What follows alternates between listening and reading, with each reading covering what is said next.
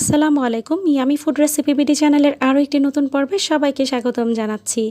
আজকে আমি খুবই মজাদার একটি ডেজার্ট আইটেম আপনাদের সাথে শেয়ার করব, সাগুদানার পুডিং। আর এই পুডিংটা এতটাই সুন্দর হয় আর এতটাই টেস্টি হয়। আপনারা যদি এই পুডিংটা বানিয়ে টেবিলে সার্ভ করেন, আশা করি সবাই অনেক বেশি পছন্দ করবে। বিশেষ করে বাচ্চারা তো খুবই পছন্দ করবে, কারণ এটা কিন্তু অনেক বেশি কালারফুল হয় আর খেতেও কিন্তু বেশ টেস্টি হয়। কিভাবে মজাদার কালারফুল পুডিংটা তৈরি করতে হয় চলুন দেখে নেওয়া যাক। প্রথমেই পুডিংয়ে দেওয়ার জন্য জেলো তৈরি করে নিব। জেলো তৈরি করার জন্য আমি 1.5 কাপ পানি নিয়ে নিয়েছি, নর্মাল টেম্পারেচারে থাকা। আমি কিন্তু চুলাটা অন করিনি, অফ করা অবস্থায় পানিটা হাঁড়িতে দিয়েছি। দিয়ে দিচ্ছি 1 চা চামচ আর হাফ চা চামচ পরিমাণ আগার আগার পাউডার। আপনারা চাইলে কিন্তু জেলো পাউডার দিয়েও জেলোটা তৈরি করে নিতে পারেন, তবে আমি আজকে করছি আগার আগার পাউডার দিয়ে। খুব ভালোভাবে হ্যান্ড ওয়েভসের মাধ্যমে মিশিয়ে নিচ্ছি আগার আগার পাউডারটাকে। একটু দেখিয়ে দিচ্ছি আগার আগার পাউডার। এখন আমি এখানে অ্যাড করব 1 চা চামচ পরিমাণ লেবুর রস, ফ্লেভারের জন্য দিচ্ছি। আপনারা চাইলে অন্য কোনো ফ্লেভারও অ্যাড করতে পারেন। দিয়ে দিচ্ছি 2 টেবিল চামচ পরিমাণ চিনি। চিনিটাও চাইলে আপনারা আরও একটু বেশি পরিমাণে অ্যাড করে নিতে পারেন। খুব ভালোভাবে চুলা বন্ধ অবস্থায় আমি মিশিয়ে নিচ্ছি। এখন আমি চুলাটা অন করে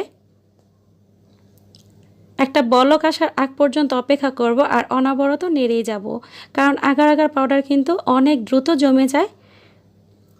খুব বেশি জাল করার প্রয়োজন নেই। যখন একটা বলক চলে আসবে তখনই কিন্তু আমি নামিয়ে নিব।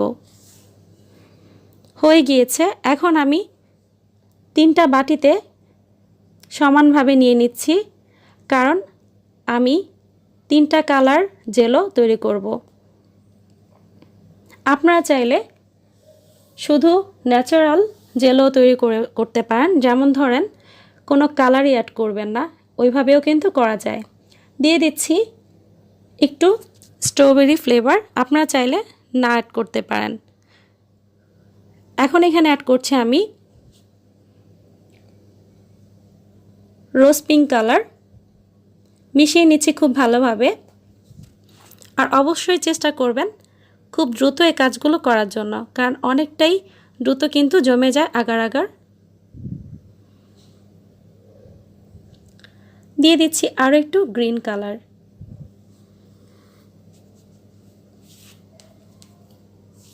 মিশিয়ে নিচ্ছি খুব ভালোভাবে নেড়েচেড়ে।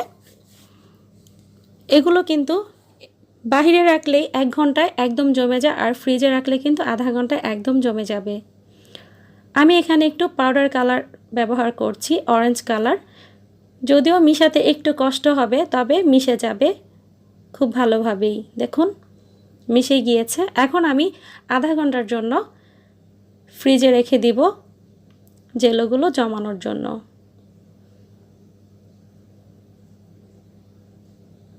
চলে যাব আমি দ্বিতীয় স্টেপে। এখানে আমি নিয়ে নিয়েছি 5 কাপ পরিমাণ পানি, আর অ্যাড করব হাফ কাপ পরিমাণ সাগুদানা। সাগুদানা কিন্তু সিদ্ধ হতে অনেক বেশি টাইম লাগে। পানিটা কিন্তু একটু বেশি পরিমাণেই দিতে হবে।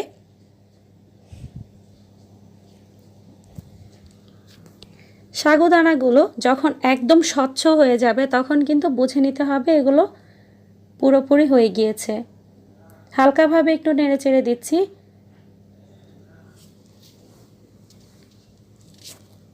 আমি একটু দেখিয়ে দিচ্ছি কি অবস্থায় আছে। এখন দেখুন সিদ্ধ হয়নি সাগুদানাগুলো, এখনও কিন্তু স্বচ্ছ হয়নি, ভিতরে এখনও সাদা অংশ অবশিষ্ট রয়ে গিয়েছে।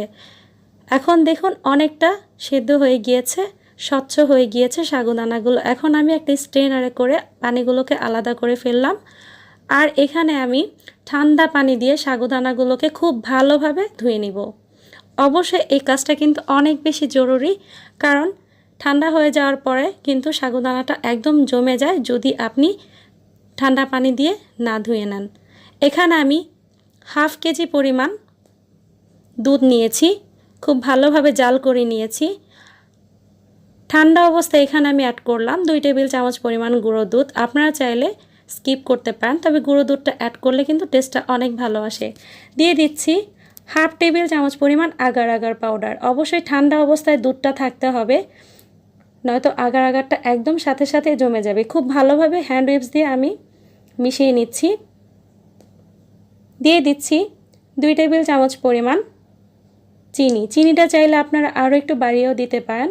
দিয়ে দিব ফ্লেভারের জন্য সামান্য পরিমাণ ভ্যানিলা এসেন্স, চাইলে আপনারা এটা স্কিপ করতে পারেন। আগার আগার পাউডার মিশানোর পরে কিন্তু চুলায় বেশি জাল করা যাবে না। যখন একটা বলক চলে আসবে তখনই কিন্তু আমি নামিয়ে নিব। সেজন্য কিন্তু অবশ্যই দুধটা আগে থেকে জাল করে নিতে হবে ভালো করে। খুব ভালোভাবে আমি নেড়ে চেড়ে নিচ্ছি। আর এদিকে কিন্তু দেখুন জেলোগুলো একদম জমে গিয়ে শক্ত হয়ে গিয়েছে। এখন আমি একটা নাইফের মাধ্যমে ছোট ছোট করে কিউব করে কেটে নিব। ফ্রিজে রাখার কারণে কিন্তু আধা ঘন্টায় আমার জেলোগুলো একদম পারফেক্টভাবে জমে গিয়েছে। দেখুন খুব সহজে কিন্তু একদম ছোট ছোট কিউব করে কাটা যাচ্ছে।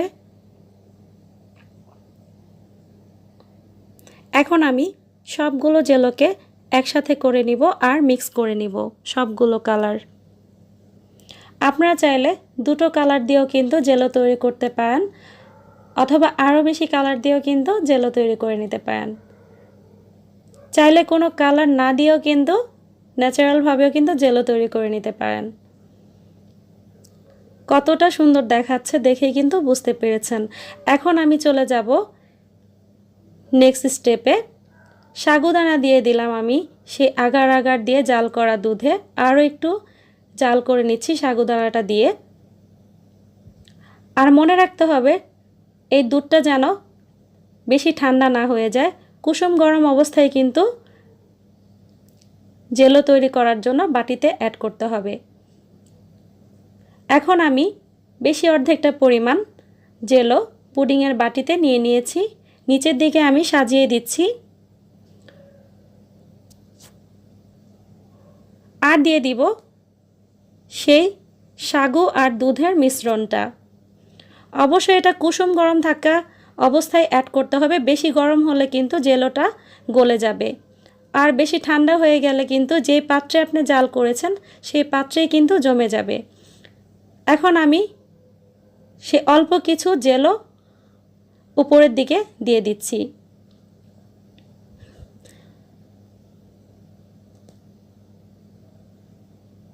একটু চেপে চেপে ভিতরের দিকে দিয়ে দিচ্ছি। এখন আমি এটাকে 2 ঘন্টা ফ্রিজে রেখে নামিয়ে নিয়েছি। দেখুন একদম জমে গিয়েছে। আমি একটু দেখাচ্ছি আপনাদের। খুব ভালোভাবেই কিন্তু জমে গিয়েছে 2 ঘন্টার মধ্যে। আপনারা যদি বাহিরে রাখেন, ফ্রিজে না রাখেন, সেই ক্ষেত্রেও কিন্তু আরও একটু বেশি সময় লাগবে, তবে খুব ভালোভাবে জমে যাবে। মোল্ড আউট করার জন্য সাইডগুলোকে আমি নাইফের মাধ্যমে ছাড়িয়ে নিচ্ছি। এটা কিন্তু ফ্রিজে রেখেই খেতে অনেক বেশি টেস্টি হয়। আপনারা চেষ্টা করবেন ফ্রিজে রাখার জন্য। এটা ঠান্ডা ঠান্ডায় কিন্তু খুব বেশি টেস্টি। এখন আমি একটা প্লেট উপরের দিকে রেখে উল্টিয়ে নিব পুডিংয়ের বাটিটাকে।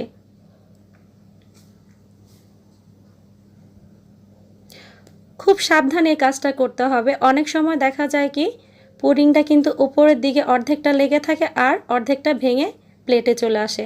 আমার পুডিংটা কিন্তু একেবারেই প্লেটে চলে আসলো, একদমই অক্ষত রয়েছে, দেখেই বুঝতে পেরেছেন। আর এটা কিন্তু জমে যাওয়ার পর অনেকটাই আকর্ষণীয় হয়ে গিয়েছে। এটা কিন্তু শুধু দেখতেই আকর্ষণীয় নয়, এটা খেতেও কিন্তু অনেক বেশি টেস্টি হয়। আপনারা বাসায় অবশ্যই ট্রাই করবেন। আমি একটু কেটে দেখাচ্ছি এর ভিতরটা কেমন হয়েছে।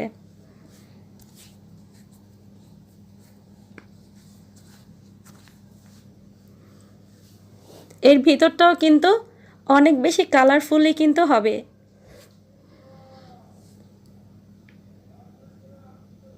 এটা কিন্তু সাগুদানা দিয়ে তৈরি হওয়ার কারণে অনেকটা হেলদিও কিন্তু হবে। রমজানে কিন্তু এরকম একটা মজাদার ডেজার্ট কিন্তু তৈরি করেই ফেলতে পারেন। আশা করি ছোট বড় সবাই অনেক বেশি পছন্দ করবে। দেখুন এর ভিতরটা কতটাই আকর্ষণীয় হয়েছে। আশা করি ভালো লেগেছে আমার রেসিপিটা আপনাদের কাছে। আর ভালো লাগলেই কিন্তু আমার সার্থকতা। আমার চ্যানেলটিকে সাবস্ক্রাইব করতে ভুলবেন না। আর পাশে থাকা বেল আইকনটিতে ক্লিক করে রাখবেন, এতে করে আরও মজার মজার যখন রেসিপি আমি আপলোড করব তা চলে যাবে সবার আগে আপনার নোটিফিকেশনে। আমার এই রেসিপিটা দেখার জন্য সবাইকে অনেক বেশি ধন্যবাদ। ভালো থাকবেন সবাই, আমার জন্য দোয়া করবেন। আজকে এই পর্যন্ত, আবার কথা হবে নতুন কোনো রেসিপি নিয়ে। আল্লাহ হাফেজ।